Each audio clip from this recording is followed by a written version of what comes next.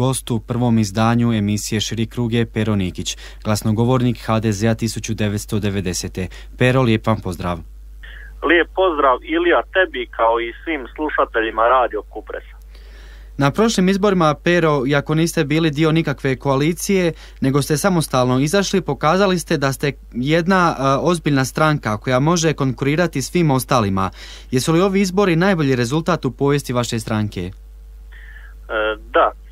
Hrvatska demokratska zajednica 1990, kao što ste i vi rekli, nastupala je kao samostalan politički subjekt na svim razinama.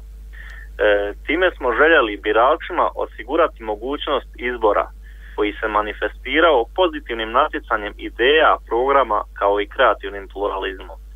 U ozračju demokracije, europskih standarda i dijaloga mi smo vodili zaista jednu lijepu i pozitivnu kampanju koja je ne po našoj nego po ukupnoj i općoj ocjeni ocjenjena kao najkreativnija i najbolja kampanja u Bosni i Hercegovini.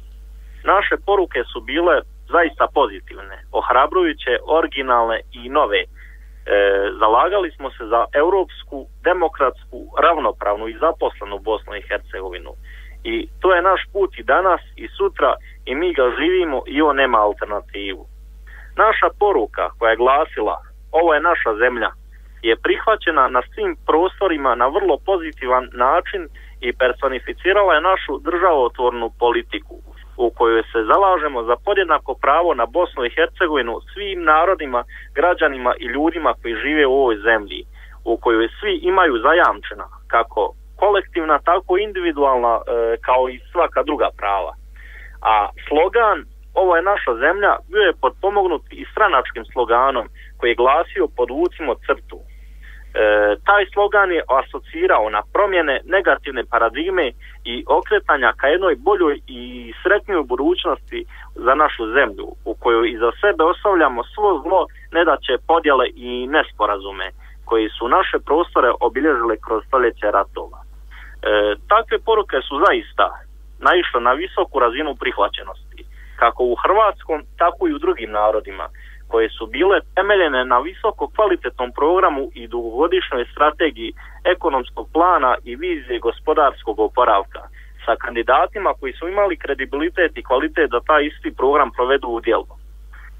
Na osnovu svega ovoga što sam naveo, mi smo kao stranka, a kako ste vi to u vašem pitanju naveli, pokazali se kao ozbiljna stranka koja je ostvarila najbolji stranački rezultat u povijesti postojanja. Postali smo samostalan politički i parlamentaran subjekt na svim razinama, što je personifikacija prepoznavanja naše dosljednosti i vrijednosti koje mi zastupamo kao stranka. Ovu priliku ću također iskoristiti kako bi se još jednom zahvalio na potpori koju smo dobili s porukom kako ćemo poštivati zaista svaki dobiveni glas i odnositi se sa maksimalnom odgovornošću i predanošću u našim novim društvenim ulogama. Predsjednik HDZ-a 1990. Martin Raguž se oštro zalaže za što skoriji ulazak Bosne i Hercegovine u Europsku uniju. Pero, gdje smo mi danas po tom pitanju? Da, upravo ste.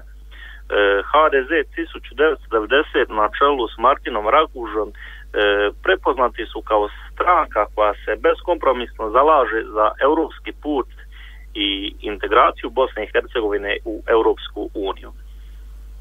Gdje smo mi na tom putu? Koliko god taj put izgledao trnovit, dalek, nedostižan, ja želim danas putem valova vašeg radija poslati ohrabrujuću poruku kako je europska Bosna i Hercegovina moguća i siguran sam da će i biti. Europa je, možemo primijetiti ovih dana, itekako strateški zainteresirana za političku i sigurnosnu stabilnost ovog dijela Balkana, kao i za gospodarski razvoj i prirodna bogatstva kojima mi kao zemlja obilujemo. Takva poruka nam je stigla i prije samo nekoliko dana, kada su Velika Britanija i Njemačka pokrenule inicijativu za novi pristup pregovora prema Bosni i Hercegovini, a koji su vrlo brzo prihvatile i ostale zemlje članice Europske unije, na koncu čega je uslijedio zaista jedan uspješan posjet Bosni i Hercegovini od ključnih ljudi Europske unije za proširenje. Iskreno se nadam kako će i druge stranke prepoznati, ja ih zaista ovom prilikom i pozivam, kako će prepoznati važnost ovoga trenutka i odnositi se kao odgovoran i kredibilan partner u svim tim procesima u kojima ćemo svi imati svoju individualnu odgovornost. Ja mogu samo poručiti jedno, a to je da ćemo mi biti pokretač i predvodnik svih tih pozitivnih procesa. A Europsko vijeće će takav pristup za 4 dana verificirati i koji će biti prihvaćeni od ministara vanjskih poslova zemalja članica Europske unije. Kada se naime to dogodi, tada je red na nama. Mi u Bosni i Hercegovini ćemo imati priliku, a HDZ 1990 tu priliku ne želi prokockati, nego ćemo se u svom punom kapacitetu i potencijalu odnositi kredibilno i odgovorno. Ja se zaista nadam da će i druge stranke učiniti isto. Hrvatska demokratska zajednica 1990, odnosno popularnija 90-ka, je parlamentarna stranka na svim razinama u Bosni i Hercegovini. Koji su prvi podvizi koje u planu imaju vaši zastupnici? Pa gledajte, budući da se još uvijek nalazimo u fazi konstituiranja parlamentarnih većina, saziva domova, vlada na svim razinama, tako još uvijek nije jasno definirana pozicija HDZ 90-ke. Ali ono što mogu sa sigurnošću potvrditi jeste sljedeće, da će HDZ 1990 u potpunosti podržavati i pokretati sve pozitivne procese u ovoj zemlji. Mi, kao hrvatska stranka, bosansko-hercegovačke državotvorne odgovornosti, sa europskim pečatom i pučke opredjeljenosti, zalagat ćemo se za stvaranje ustavnih i zakonskih rješenja koja bi trebala iznjedriti jednako tretiranje kako pred zakonom, tako i u suštini svih naroda, građana i ljudi koji žive u Bosni i Hercegovini. Uz potpuno uvažavanje identiteta, prihvaćanje drugog i drugačijeg, te valorizaciju svih naših kulturoloških, nacionalnih, religijskih, tradicionalnih i svakih drugih raznolikosti. Jer to je naša prednost i vrijeme da taj potencijal stavimo u korist svih nas. Kao prioritet zalagat ćemo se za gospodarski razvoj naše zemlje, koji će biti utemeljen na zakonskim i administrativnim olakšicama, utemeljen na valorizaciji svih naših prirodnih potencijala i resursa.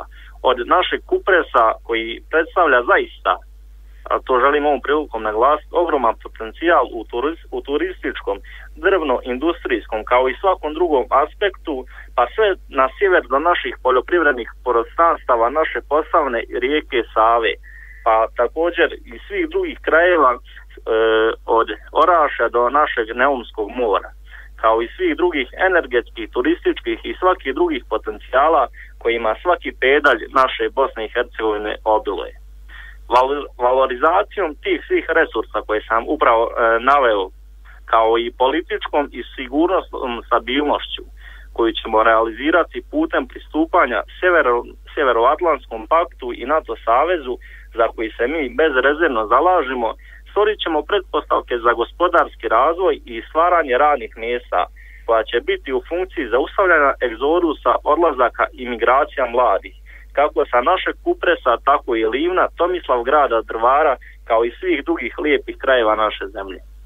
Koja je vizija HDZ-a 1990 za sljedeće 4 godine?